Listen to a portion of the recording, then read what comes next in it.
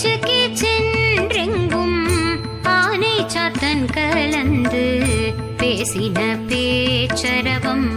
கேட்டிலையோ பேய் பெண்ணே காசும் பிறப்பும் கலகலப்ப கை பேர்த்து வாசனரும் குழல் ஆய்ச்சியர் மத்தினார் ஓசைப்படுத்த தைரரவம் கேட்டிலையோ நாயக பெண் பிள்ளாய் நாராயண